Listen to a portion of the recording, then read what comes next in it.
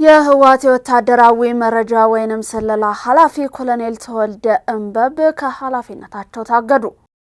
የህወሓት አመራር ወደ አዲስ አበባም ሆነ ከኢትዮጵያ ውጪ የመጓዝ ፍላጎት የለውም ሲሉ ፈትለወርቅ ገብረ እግዚአብሔር ተናገሩ። ምስራቅ እዝ የጥፋት ቡድኖችን ሀገር የማፍረስን ሴራ እያከሸፈ እንደሚገኝ ሌተናል ጄኔራል መሐመድ ተሰማ አረጋገጡ። ከውጭ በፓኪስታን በሚገኝ የግል የህፃናት ማሰልጠኛ ተቋም ጣሪያ ተደርምሶ 14 ልጆች መሞታቸው ተገለጸ። ሰላም ጤና ይስጥልን የተወደዳችሁ የተከበራችሁ የመሃል ሚዲያ አድማጭ ተመልካቾቻችን እንደምን ውላችኋል? ቀደም ብለን ባሻገርናችሁ በትርሰ ጉዳዮቻችን የዛሬ ለተረቡ የመሃል ሚዲያ ቀን መሃል ዜናችንን ጀምረናል። ዜናውን ላይክና ሼር ሚዲያችንን ሰብስክራይብ በማድረግ ዜናውን ተጀምሮ ዘንድ ያክብሮ ግብዣችን ነው። ስንመለስ በቀጥታ ወደ ዝርዝሩ እናልፋለን። በመሃል ሲኤምሲ አፍሪካ ኮንቬንሽን ሴንተር ፊት ለፊት ዘመናዊ ኮምፓውንድ መኖሪያ መንደር ከድሪም ቢልደርስ ሪል ስቴት በ10% ቅድመ ክፍያና እስከ 50% የባንክ ብድር ከ73 ካሬ እስከ 165 ካሬ አማራጭ 100% አንድ ጊዜ ለሚከፍል ደንበኛ አንድ መኝታ በ73 ካሬ 5.3 ሚሊዮን ብር ሙሉ ክፍያ፣ ሁለት መኝታ በ106 ካሬ 7.8 ሚሊዮን ብር ሙሉ ክፍያ፣ 3 መኝታ 136 ካሬ 9.9 ሚሊዮን ብር ሙሉ ክፍያ። ቀስ ብለው በግንባታ ሂደት ለሚከፍሉ ደንበኞች አንድ መኝታ በ73 ካሬ 720 ሺህ ብር ቅድመ ክፍያ፣ ሁለት መኝታ በ106 ካሬ 1 ሚሊዮን ብር ቅድመ ክፍያ፣ 3 መኝታ 136 ካሬ 1.3 ሚሊዮን ብር ቅድመ ክፍያ። የካሬ ዋጋ ከ73000 እስከ 98888 ብር ብቻ። በውስጡ ባለ 5 ኮከብ ሆቴል፣ ዘመናዊ መኪና ማቆሚያ፣ 4 ሊፍት፣ ስታንድ ባይ ጄኔሬተር፣ ኢንዶር እና አውትዶር መዋኛ ገንዳ፣ የመሮጫ ትራክ፣ የልጆች ጋርደን እና 4000 ካሬ የዌልነስ ሴንተር እስከ 30% ቅናሽ ያገኙ። አሁኑን ይደውሉ። ድሪም ቢልደርስ ሪል ስቴት። ተመልሰናል። የህወሓት የወታደራዊ መረጃ ስለላ ኃላፊ ኮሎኔል ተወልደ እንበብ ከኃላፊነታቸው ታገዱ። በህወሓት መዋቅር ውስጥ ከፍተኛ ቁልፍ ቦታ የነበራቸውና የቡድኑ የወታደራዊ መረጃ ስለላ ኃላፊ በመሆን ሲያገለግሉ የቆዩት ኮሎኔል ተወልደ እንበብ ከኃላፊነታቸው መታገዳቸው ታውቋል። ይህ የእግድ እርምጃ የተወሰደው በቡድኑ ከፍተኛ አመራሮች ዘንድ በተፈጠረ ከፍተኛ ጥርጣሬና ያለመተማመን ድባብ መሆኑም ተገልጿል። ኮሎኔል ተወልደ እንበብ ከኃላፊነታቸው የታገዱበት በተደጋጋሚ ወደ አዲስ አበባ የሚያደርጉትን ምልልስ ተከትሎ በተፈጠረ ጥርጣሬ መሆኑም ታውቋል። ቡድኑ ኮሎኔሉን የጠረጠሩባቸው ዋነኛ ጉዳዮችም የድርጅቱን የቡድኑን ቁልፍ ምስጢራዊ መረጃዎችን ለፌዴራል መንግስቱ አሳልፈው እየሰጡ ነው በሚል ከፍተኛ መጠራጠርና ወደ አዲስ አበባ የሚያደርጉት ጉዞ ከፌዴራል የደህንነትና የመንግስት አካላት ጋር ድብቅ ግንኙነት ለመፍጠር ነው የሚል ስጋት በቡድኑ ውስጥ በመንገሱ ነው ተብሏል። ይህ እርምጃ ቡድኑ አሁን ላይ የደረሰበትን የከፋ ያለመተማመን ደረጃ የሚያሳይ ሲሆን የገዛ ታማኝነትና አንጋፋ መኮንኖችን እንኳን ማመን ወደማይችልበት የጥርጣሬ አዙሪት ውስጥ መግባቱን በግልጽ ያሳያል ተብሏል። ይህንን እግድና ጥርጣሬን ተከትሎ ኮሎኔል ተወልደ እንበብ በቀጣይ ቀናት ውስጥ ሙሉ በሙሉ ወደ አዲስ አበባ በመሻሽ የመንግስትን ጥሪ ይቀላቀላሉ ተብሎ በከፍተኛ ሁኔታ እየተጠበቀም ይገኛል። ይህ በኮሎኔል ተወልደ ላይ የተወሰደው እርምጃ ቡድኑ በውስጣዊ መከፋፈል በጥርጣሬና በስጋት እየተናወጠ መሆኑንም ማረጋገጫ ነው የተባለው። የህወሓት አመራር ወደ አዲስ አበባም ሆነ ከኢትዮጵያ ውጪ የመጓዝ ፍላጎት የለውም ሲሉ ፈትለወርቅ ገብረ እግዚአብሔር ተናገሩ። ሀሳባቸው እንደሚከተለው ይቀርባል። የፌዴራል መንግስቱ በአሁኑ ወቅት ወታደሮቹን ከምዕራብ ትግራይ ወደ ምስራቅ ትግራይ ያሰማራ መሆኑን የህወሓት ጽህፈት ቤት ኃላፊ የሆኑት ፈትለወርቅ ገብረ እግዚአብሔር ገልጸዋል። በትግራይ ቴሌቪዥን በተላለፈ በዚህ መግለጫቸው ላይ ኃላፊዋ አሜሪካ በአክራሪ የህወሓት አመራሮችና አባላት ላይ የጣለችውን የቪዛ እገዳን አስመልክተው የተናገሩ ሲሆን እገዳው በግለሰቦች ላይ ሳይሆን በህወሓት መርሆች ላይ ያነጣጠረ ነው ሲሉ፣ ይሁን እንጂ ህወሓት በመሰረታዊ መርሆቹ ላይ ፈጽሞ አይደራደርም ብለዋል። ፈትለወርቅ አክለውም የህወሓት አመራር ወደ አዲስ አበባም ሆነ ከኢትዮጵያ ውጪ የመጓዝ ፍላጎት እንደሌለው ለአሜሪካ ማሳወቃቸውን ገልጸዋል። የትግራይ ህዝብና ድርጅቱ ጥያቄ ራስን በራስ የማስተዳደር እንዲሁም የራስን ዕጣ ፈንታን በራስ የመወሰን መሆኑን እየጠቀሱት ኃላፊዋ የአሜሪካ ጥቅም ሊረጋገጥ የሚችለው ህወሓትን በማስፈራራት ሳይሆን አብረው በመስራት ብቻ እንደሆነም ተናግረዋል። ምንም እንኳን 3 ዓመት ከ8 ወራት በላይ የዘለቀው የፕሪቶሪያው የተኩስ አቁም ስምምነት ተፈርሞ ጊዜያዊ አስተዳደር ቢቋቋምም በትግራይ ህዝብ ላይ ስልታዊ የዘር ማጥፋት ወንጀል ቀጥሏል ብለዋል። በ2018 ዓ.ም የተኩስ አቁም ስምምነት ተጥሶ በትግራይ ህዝብ ላይ የድሮን ጥቃቶች ተፈጽሟል። አሁን ደግሞ የኢትዮጵያ መንግስት ወታደሮቹን ከምዕራብ ትግራይ እስከ ምስራቅ ትግራይ ያሰማራ መሆኑን፣ ጦርነት ለመክፈት እየተዘጋጀ እንደተጣደፈ መሆኑን ወይዘሮ ፈትለወርቅ ተናግረዋል። ብሔራዊ ክህደት የፈጸመው ኃይል ያሉት ቡድን በትግራይ ላይ ጦርነት ለማካሄድና ለመክፈት እንዲሁም የትግራይ ህዝብን ትግል በማዳከም ረገድ ጉልህ ሚና እየተጫወተ ነው ብለዋል። በጀት፣ ነዳጅና ሌሎች መሰረታዊ ሸቀጦች ሁለንተናዊ ክልከላዎች በማድረግ በትግራይ ህዝብ ላይ ጦርነት ለመክፈት የሚሯሯጠው ኃይል ትተው አሜሪካ እንዲሁም የአውሮፓ ህብረት ለህወሓት የሰጡት መግለጫ በዳይ ያለ ለተበዳይ ተጽዕኖና ጫና ለመፍጠር የተደረገ ሂደት ተቀባይነት የሌለው እንዲሁም ተገቢ ያልሆነ ነው ሲሉም ተናግረዋል። አሜሪካ ሃርድ ላይነርስ በማለት የቪዛ ማዕቀብ የጣለችው እንደ ግለሰብ ሳይሆን ለፓርቲው መርሆች የሚጻረር ስለሆነ ይህም አግባብነት የሌለው ነው ሲሉ ገልጸዋል። የትግራይ ህዝብ እንዲሁም የህወሓት ጥያቄ ራሳቸውን ማስተዳደር እንዲሁም የራሳቸውን ዕጣ ፈንታን መወሰን ነው። ይህም ማድረግ ደግሞ ጫና ማድረግ አያስፈልግም፣ በዚህ የሚመጣ ለውጥ የለም ሲሉ ገልጸዋል።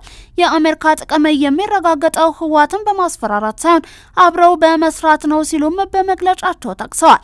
ከኢትዮጵያ መንግስት ጋር የሚደረገው ውይይት ከኢትዮጵያ ውጭ ወደ ሌላ ሀገር የመሄድ እንጂ ወደ አዲስ አበባ መሄድ የሚመጣ ለውጥ የለንም፣ የመሄድ ፍላጎትም እንደሌለን አሳውቀናቸዋል ብለዋል።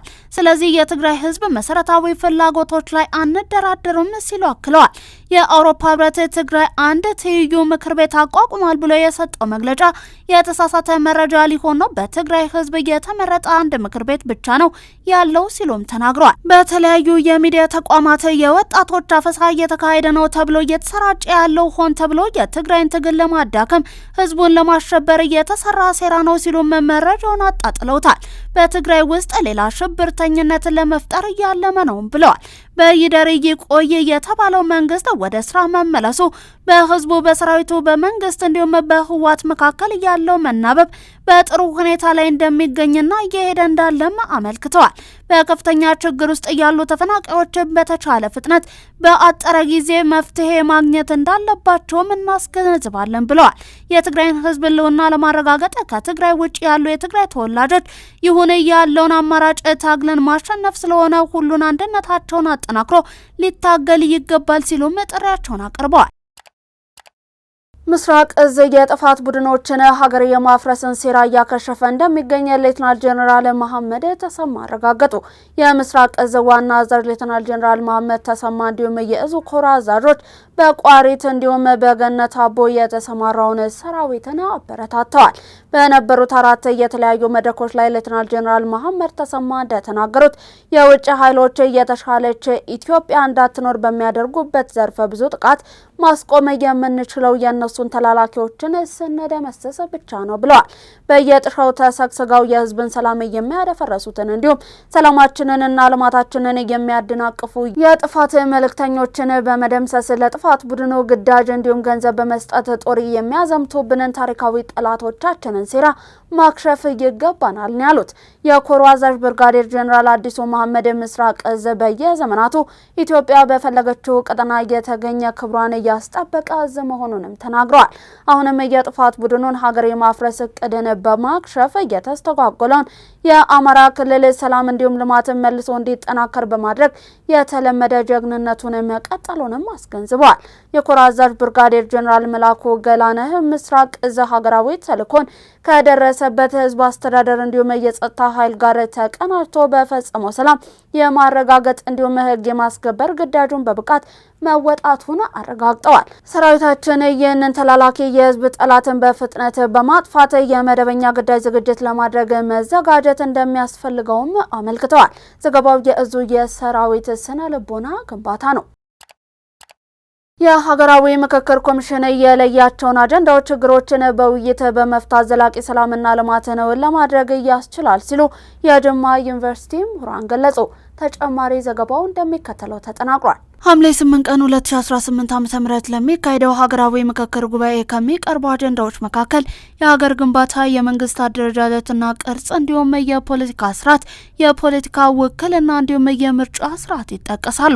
በተጨማሪም የፌዴራል ከተሞች ጉዳይ፣ የሃይማኖት ጉዳይ፣ ታሪካዊ ቅሬታዎች እንዲሁም እርቅን የሚመለከቱ ጉዳዮች፣ የተቋማት ግንባታ፣ የህግ የበላይነትና ሰብአዊ መብቶች፣ ማህበራዊና ኢኮኖሚያዊ እንዲሁም የአርሶ አደሮችና አርብቶ አደሮች ጉዳዮች፣ ሙስናና መልካም አስተዳደር እንዲሁም ሰላም ግንባታ ምክክር የሚደረግባቸው አንኳር ጉዳዮች ናቸው። በዚህ ጉዳይ ላይ ኢትዮጵያ ዜና አገልግሎት ያነጋገራቸው ምሁራን ለሀገር ግንባታ በስልጡን የፖለቲካ አካሄድ መመካከር መሰረታዊ ጉዳይ መሆኑን ምሁራን ያስረዳሉ። የኢትዮጵያ ሀገራዊ የምክክር ኮሚሽንም የጀመረውን ተግባር ይህን ለማሳካት ድርሻው የጎላ መሆኑን የጅማ ዩኒቨርሲቲ ምሁራን ገልጸዋል። ምክክር በሀሳብ የበላይነትን ለሀገር የሚበጅ አማራጭ ፖሊሲ የሚነደፍበት በመሆኑ ለተግባራዊነቱም የዜጎችን የነቃ ተሳትፎን ይጠይቃል ብለዋል። በዩኒቨርሲቲው የህዝብ አስተዳደር ትምህርት ክፍል መምህር ዶክተር ፍቃዱ ቶለሳ እንደገለጹት ብዝሃን ያሳተፈ ምክክር ከቅቡልነቱም በላይ ዘላቂ ልማትና ሰላምን ለማረጋገጥ አጋዥ ነው ብለዋል። በዚህ ረገድ ሀገራዊ የምክክር ኮሚሽን ህዝቡን በየደረጃው በማሳተፍ የለያቸው አጀንዳዎች የቆዩ ችግሮችን በምክክር ለመፍታት የሚያስችሉ መሆናቸውን ጠቁመዋል። በሂደቱም ህዝብና ሲቪል ማህበራት የነበራቸው የነቃ ተሳትፎ እንዲሁም የፖለቲካ ፓርቲዎች በሀገር ጉዳይ በጋራ መስራት የሚበረታታ መሆኑን ተናግረዋል። ምክክሩን ውጤታማ ለማድረግም ሀገራዊ ነባር ባህልን መተግበር እንደሚገባ መክረዋል። በጅማ ዩኒቨርሲቲ የፎክለር ትምህርት ክፍል መምህር ረዳት ፕሮፌሰር ካሚል መሐመድ በበኩላቸው ሀገር በቀል የውይይትና የምክክር እሴቶችን ወደ ፖለቲካ ባህል ማምጣት እንደሚገባ ገልጸዋል። ችግሮችን በምክክር የመፍታት ሂደት ስራ ላይ መዋሉ ዘላቂ ሰላምና ልማትን ለማሳካት እንደሚያስችልም ጠቁመዋል። የኢትዮጵያ የምክክር ኮሚሽን ስራም ጉዳዮችን ወደ ጠረጴዛ በማምጣት የሄደበት ርቀት የሚበረታታና አዲስ የፖለቲካ ባህል ለማስረጽ ታሪካዊ አጋጣሚ ነው ብለዋል። የ12ኛ ክፍል ሀገር አቀፍ ፈተናን በከፍተኛ የትምህርት ተቋማት ውስጥ መስጠት ከተጀመረ ወዲህ የተማሪዎች በራስ መተማመን እያጎለበተ መምጣቱ ተገለጸ። የ12ኛ ክፍል ፈተና በከፍተኛ የትምህርት ተቋማት ውስጥ መሰጠት ከተጀመረ ወዲህ የፈተና ስርቆትንና ማጭበርበርን ለመከላከል እንዲሁም የትምህርት ጥራትን ለማረጋገጥ ሰፊ ሪፎርም ስራዎች ሲከናወኑ ቆይተዋል። በተለይም ባለፉት ጥቂት ዓመታት የፈተና አስተዳደር ስርዓቱን ዘመናዊ፣ ታማኝ ለማድረግ የተጀመረው ጥረት ተማሪዎች በራሳቸው አቅም ላይ ብቻ እንዲተማመኑ በማድረግ ረገድ ከፍተኛ ለውጥን እያስመዘገበ ይገኛል። በሌላ በኩል የፈተና አሰጣጡን ይበልጥ ቀልጣፋ ለማድረግና የቴክኖሎጂ አጠቃቀምን ለማሳደግ በበይነ መረብ ፈተና የመስጠት ስርዓትን በስፋት እየተተገበረ ይገኛል። ይህ የዲጂታል አሰራር የወረቀት ብክነትንና የሎጂስቲክስ ወጪን ከመቀነሱ በላይ የውጤት አሰጣጥ ሂደቱን ፈጣንና አስተማማኝ በማድረግ የሪፎርሙ ዋነኛ አካል ሆኖ ቀጥሏል። የሐረማያ ዩኒቨርሲቲም ይህንን ሀገራዊ ኃላፊነትን ለመወጣት በየዓመቱ ሰፊ የቴክኖሎጂ የሎጂስቲክስና የደህንነት ቅድመ ዝግጅቶችን በማድረግ ተጠቃሽ ከሆኑ ተቋማት መካከል አንዱ ነው። የዘንድሮ የ12ኛ ክፍል ሀገር አቀፍ ፈተና በሐረማያ ዩኒቨርሲቲም እየተሰጠ ይገኛል። በሀገር አቀፍ የትምህርት ምዘናና ፈተናዎች አገልግሎት የሐረማያ ዩኒቨርሲቲ ፈተና ጣቢያ ክላስተር አስተባባሪ አቶ መለሰ ደርብ በበኩላቸው ተቋሙ የፈተና አስተዳደሩን ይበልጥ ቀልጣፋ እንዲሁም እምነት የሚጣልበት ለማድረግ ቴክኖሎጂ መር አሰራሮችን በስፋት እየተገበረ ይገኛል ብለዋል። በዘንድሮ ዓመት ፈተና ከሚወስዱት አጠቃላይ ተፈታኞች መካከል 60.7 በመቶ የሚሆኑት በበይነ መረብ የሚፈተኑ ሲሆን ቀሪዎቹ ደግሞ ፈተናቸውን በወረቀት ላይ እንደሚወስዱም አስተባባሪው ገልጸዋል። የመሶብ የአንድ ማዕከል አገልግሎት የዜጎችን እንግልት በመቀነስ ፈጣን ጥራት ያለውና ቀልጣፋ አገልግሎት መስጠት ማስቻሉን ተገልጋዮች ገለጹ። መሶብ የአንድ ማዕከል አገልግሎት በቴክኖሎጂ የታገዘ ቀልጣፋ አሰራርን በአንድ ቦታ ላይ በማቅረብ ዜጎች የሚፈልጓቸውን አገልግሎቶችን ያለምንም ውጣ ውረድ ፈጣን ጥራት ያለውና ምቹ በሆነ ሁኔታ እንዲያገኙ አድርጓል። ይህም የመንግስትን አገልግሎት አሰጣጥ ከማሳለጡ ባለፈ አጠቃላይ አሰራሩን ግልጽ በማድረግ ብልሹ አሰራርን በከፍተኛ ሁኔታ መከላከል ችሏል። የማዕከሉ አገልግሎትን በተመለከተ ለኢትዮጵያ ዜና አገልግሎት አስተያየታቸውን እየሰጡ የመዲናዋ ነዋሪ አቶ ደስታ ወዳጄነ የዲጂታል መሶብ አገልግሎት መዘርጋቱ ውድ ጊዜን የሚቆጥብና ኢትዮጵያ ወደ ላቀ አገልግሎት ምዕራፍ እየገባች መሆኑን ማሳያ ነው ብለዋል። አሰራሩ ዜጎች በቀላሉ አገልግሎት እንዲያገኙ በማስቻል ጊዜያቸውን በአግባቡ ለመጠቀም እንደረዳቸውና ቀደም ሲል ትልቅ ፈተና የነበረውን እንግልትን እያስቀረ አሰራር መሆኑንም ጠቅሰዋል። ሌላኛው ነዋሪ አቶ ዮሴፍ ታመነ በበኩላቸው ቀደም ሲል መታወቂያ ለማውጣት ብዙ መሰለፍና አድካሚ ውጣ ውረዶች የነበሩ መሆኑን አስታውሰው አሁን ግን በአዲሱ አሰራር ፈጣን አገልግሎት ማግኘታቸውን ይናገራሉ። ረጅም ጊዜ ይወስድ የነበረው አገልግሎት በአሁኑ ወቅት በጥቂት ደቂቃዎች ውስጥ እንዲጠናቀቅ መደረጉ ነዋሪዎች ለዕለት ተዕለት እንቅስቃሴያቸው ጊዜያቸውን እንዲቆጥቡና በቅልጥፍና እንዲስተናገዱ እንዳገዛቸውም ጠቁመዋል። ይህም በአገልግሎት አሰጣጥ ሂደት ውስጥ እየስተዋሉ የነበሩ ችግሮችንና ተያያዥ ቅሬታዎችን ሙሉ በሙሉ እያስቀረ መሆኑንም ተናግረዋል። ሌላኛው የከተማዋ ነዋሪ ወይዘሮ ይርጋለም ተሾመ በበኩላቸው የዲጂታል መሶብ አገልግሎት አሰጣጥ እጅግ የተራቀቀና ቅልጥፍና የተሞላበት በመሆኑ ለትውልዱ ትልቅ ገጸ በረከት ነው ብለዋል። በመሃል ሲኤምሲ አፍሪካ ኮንቬንሽን ሴንተር ፊት ለፊት ዘመናዊ ኮምፓውንድ መኖሪያ መንደር ከድሪም ቢውልደርስ ሪል ስቴት በ10% ቅድመ ክፍያና እስከ 50% የባንክ ብድር ከ73 ካሬ እስከ 165 ካሬ አማራጭ 100% አንድ ጊዜ ለሚከፍል ደንበኛ አንድ መኝታ በ73 ካሬ 5.3 ሚሊዮን ብር ሙሉ ክፍያ፣ ሁለት መኝታ በ106 ካሬ 7.8 ሚሊዮን ብር ሙሉ ክፍያ፣ 3 መኝታ 136 ካሬ 9.9 ሚሊዮን ብር ሙሉ ክፍያ። ቀስ ብለው በግንባታ ሂደት ለሚከፍሉ ደንበኞች አንድ መኝታ በ73 ካሬ 720 ሺህ ብር ቅድመ ክፍያ፣ ሁለት መኝታ በ106 ካሬ 1 ሚሊዮን ብር ቅድመ ክፍያ፣ 3 መኝታ 136 ካሬ 1.3 ሚሊዮን ብር ቅድመ ክፍያ። የካሬ ዋጋ ከ73000 እስከ 98888 ብር ብቻ። በውስጡ ባለ 5 ኮከብ ሆቴል፣ ዘመናዊ መኪና ማቆሚያ፣ 4 ሊፍት፣ ስታንድ ባይ ጄኔሬተር፣ ኢንዶርና አውትዶር መዋኛ ገንዳ፣ የመሮጫ ትራክ፣ የልጆች ጋርደንና 4000 ካሬ የዌልነስ ሴንተር እስከ 30% ቅናሽ ያገኙ። አሁኑን ይደውሉ። ድሪም ቢውልደርስ ሪል ስቴት። ከውጭ በፓኪስታን በሚገኝ የግል የህፃናት ማሰልጠኛ ተቋም ጣሪያ ተደርምሶ 14 ልጆች መሞታቸው ተገለጸ። ጣሪያው ለምን እንደተደረመሰ ምርመራ የተከፈተ ሲሆንም በተቋሙ ውስጥ የነበሩት ህፃናት ከ10 ዓመት በታች መሆናቸውም ተገልጿል። ከክስተቱ ጋር በተያያዘ 2 ሰዎች በቁጥጥር ስር መዋላቸውም ነው የተገለጸው። የድንገተኛ ጊዜ አገልግሎት የሚሰጠው ሬስኪው 1122 ቃል አቀባይ ፋሩቅ አህመድ ለቢቢሲ እንደገለጹት ህፃናቱን ከህንፃው ለማውጣት 1 ሰዓት ያክል ወስዷል። ተጨማሪ 5 ሰዎች ጉዳት እንደደረሰባቸውም ይገመታል የተባለው። ከተጎጆቹ አንዷ የእህቷ ልጅ እንደሆነች የገለጸችው ግለሰብ ህንፃው ተዳክሞ እንደነበር ተናግራለች።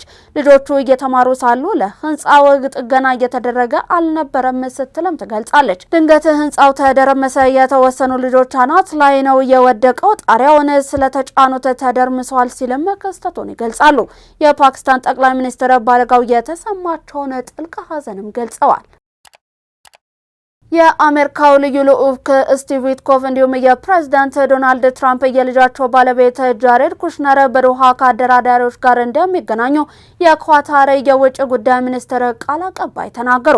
የአሜሪካ ልዑካን ከአሸማጋዮች ጋር ቢወያዩም እንኳ ከኢራን ጋር ባለስልጣናት እንደማይገናኙም ቃል አቀባዩ ገልጸዋል። ቃል አቀባዩ ማጂድ አልአንሳሪ እንደተናገሩት በቀጣይ ቀናት በአሜሪካ እንዲሁም በኢራን መካከል በከፍተኛ ባለስልጣናት ደረጃ ቀጥተኛ ውይይት ወይንም ንግግር አይኖርም። ሁለቱ ሀገራት ለ4 ቀናት አንዳቸው በሌላኛቸው ላይ ሲሰነዝሩ የነበረውን ጥቃት አቁመው ልዑካንን ወደ ዶሃ ለመላክ ተስማምተዋል። ጥቃት መሰናዘር መጀመራቸው የመግባቢያ ሰነዱን አደጋ ውስጥ ይጥላል በሚልም ተሰግቷል። አሜሪካና እስራኤል በኢራን ላይ የከፈቱት 4 ወራት የዘለቀ ጦርነት በመግባቢያ ሰነዱ አማካኝነት መገታት ችሏል። ኢራን እንዲሁም አሜሪካ ከ2 ሳምንታት በፊት ስምምነቱን የፈረሙት በፓኪስታንና በኳታር አሸማጋይነት ነበር። ቢያንስ በ60 ቀናት ውስጥ የመጨረሻ ስምምነት ላይ ለመድረስ በዘላቂነት ግጭት ለማቆም እንዲሁም ለኢራን የኒውክሌር መርሃ ግብር እልባት ለመስጠትም ተስማምተዋል። በስዊዘርላንድ በተካሄደ የመጀመሪያ ሳምንት ድርድር አበረታች ውጤት እንደታየ ፓኪስታንና ኳታር ገልጸዋል። የአሜሪካ ምክትል ፕሬዝዳንት ጄዲ ቫንስ ከፎክስ ኒውስ ጋር ባደረጉት ቃለ ምልልስ አሜሪካ ከኢራን ጋር በጣም ጥሩ ነጥብ ላይ እንደምትገኝ ተናገሩ። ከኢራን ጋር የሚደረጉ ድርድሮች ስኬታማ ከሆኑ የተለወጠች ኢራንን ትመለከታላችሁ ብለዋል። በቅርብ ሳምንታት ውስጥ ኢራናውያን መርከብ ላይ ጥቃት አላደረሱም። በሆርሙዝ ወሽመጥ በኩል ነዳጅም እያለፈ ነው። ምክንያቱም ኢራናውያን መርከብ ላይ ጥቃት ቢፈጽሙ የአጸፋ ምላሽ እንደሚሰጡ ፕሬዝዳንቱ በግልጽ ተናግረዋል ሲሉም ገልጸዋል። ቫንስ በቃለ ምልልሳቸው ከኢራን ጋር የሚደረጉ ድርድሮች ስኬታማ ከሆኑ ስኬታማ እንዲሆኑ እንፈልጋለን፣ በዘላቂነት የተለወጠች ኢራንን የምትመለከቱ ይሆናል ብለዋል። የተለወጠች ብለው የገለጿት ኢራን ቀጠናዊ ሽብር እንዲሁም አለመረጋጋት እንደማትደግፍ እንዲሁም በዘላቂነት የኒውክሌር መሳሪያን ፍላጎቷን እንደምትሰርዝም ገልጸዋል። በዚህ ምክንያት የዓለም ምጣኔ ሀብት ዳግም ይቀበላታል። ይህም ለአሜሪካውያን እንዲሁም መላው ቀጠና ጥሩ ውጤት ነው ብለዋል። ጄዲ ቫንስ አክለውም የተገባ ባህሪ ካላሳዩ እንዲሁም ማየት የምንፈልገው ለውጥ ካላመጡ የኒውክሌር መርሃ ግብራቸው ይወድማል፣ ወታደራዊ አቅማቸው ይንኮታኮታል፣ አሜሪካ ከነሱ አንጻር ጠንካራ ናት ሲሉም ተናግረዋል። የተወደዳችሁ የመሃል ሚዲያ አድማጭ ተመልካቾቻችን ለዛሬ ለተረቡ ወደ እናንተ እንዲደርሱ ያጠናቀርናቸውን የቀን መረጃዎቻችንን አበቃን። ምርጫችሁ አድርጋችሁ እስከ ፍጻሜው ድረስ ስትመለከቱን ስለነበር እጅግ እናመሰግናለን። ዜናውን ላይክና ሼር፣ ሚዲያችንን ሰብስክራይብ በማድረግ ቤተሰብነታችሁን ታጠነክሩ ዘንድ የአክብሮት ግብዣችን ነው። ከዩቲዩብ ባለፈ በፌስቡክ፣ ቴሌግራም እንዲሁም ቲክቶክ ገጾቻችን ተጨማሪ የመሃል ሚዲያ ይዘቶችን መመልከት ትችላላችሁ። በእኔ ቦታ በቃው። ሰላማችሁ ይብዛ።